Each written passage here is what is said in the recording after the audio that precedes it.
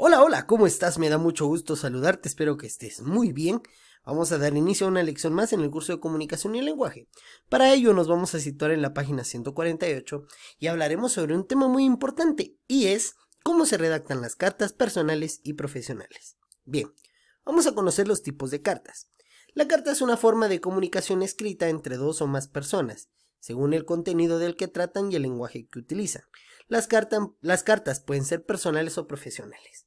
Si bien es cierto que hoy en día la comunicación directa ya es solo por teléfono y por internet, todo lo que requiere comunicación formal se hace a través de una carta. Por ejemplo, si yo quiero comunicarme con una empresa, quiero comunicarme con una persona por alguna situación, ya sea personal, pero no conozco a esta persona y necesito hacer una solicitud, por ejemplo, o necesito comunicarme con ella de una manera muy formal, se utiliza una carta.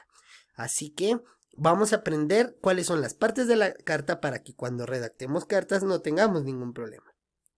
La carta por lo general tiene una estructura muy sencilla.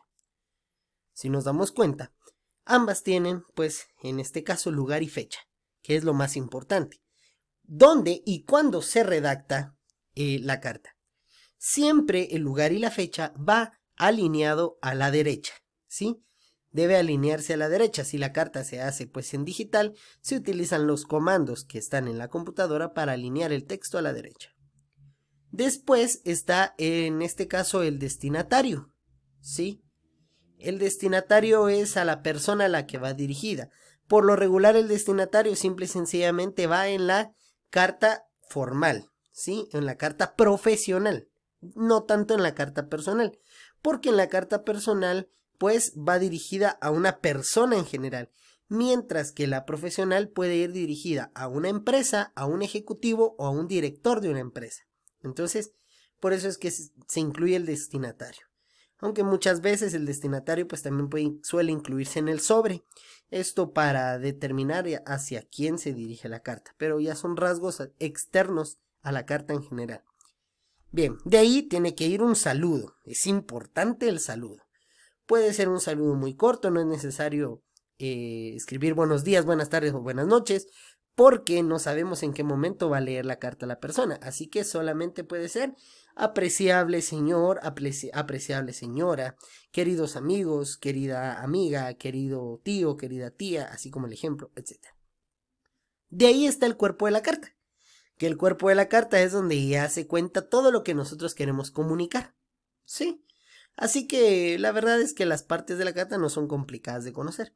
Y por último, la despedida y la firma. En la despedida agradecemos por la atención que nos brindaron o simple y sencillamente indicamos que nos comunicaremos en una próxima ocasión. Por ejemplo, en la carta profesional dice gracias por su amable atención. Atentamente, y ya viene el nombre y la firma de la persona. Y en cambio en la personal dice pues nos vemos pronto. Juan José, que es en este caso pues el emisor de la carta. Muy bien, vamos a contestar entonces las siguientes preguntas. Dice, ¿qué carta emplea un lenguaje familiar? ¿La personal o la profesional? Escribe un ejemplo. Cuando dice escribe un ejemplo puede ser por fíjate que me sucedió algo interesante. Estás tratando de tú a la persona porque la conoces. Si fuera para tu hermano, por ejemplo.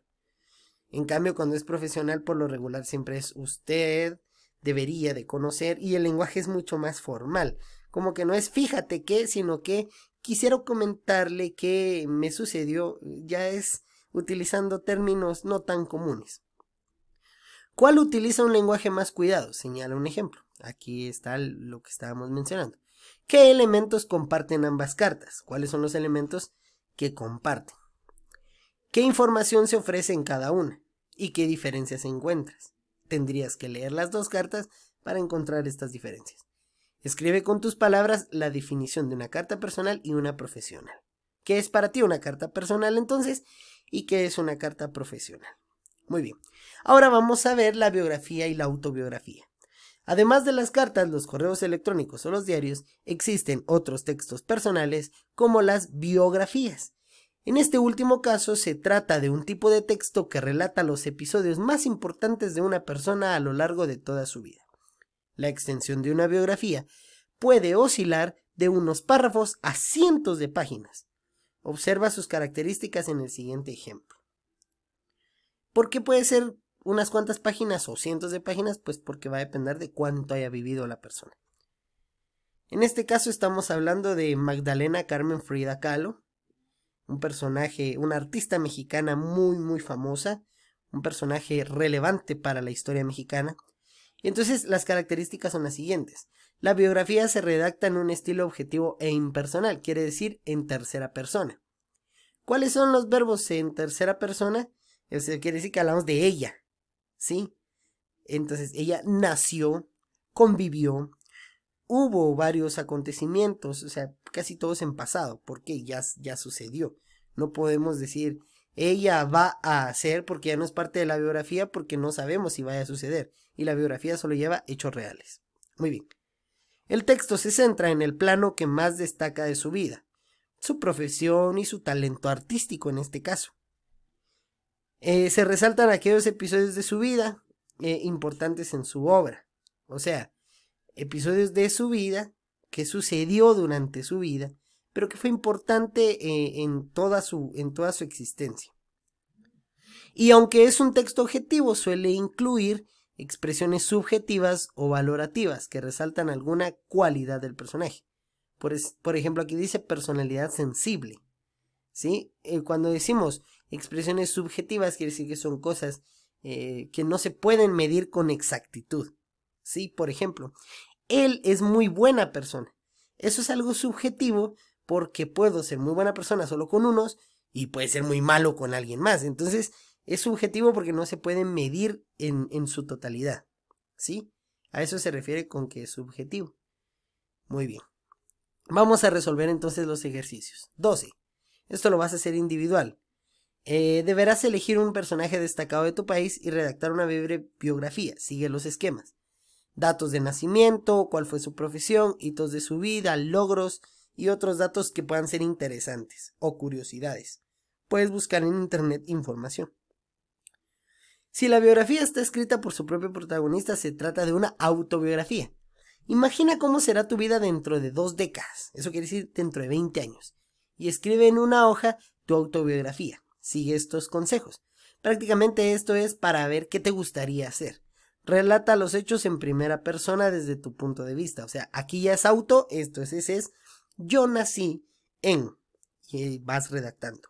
Estudié la primaria en Colegio Bilingüe El Roble. En el básico estudié en tal y tal lado. En el diversificado estudié en tal lado. La universidad estudié la carrera tal y trabajé como tal y tal. O sea, es más o menos ahorita tú tienes aproximadamente 31 años de edad. ¿Sí?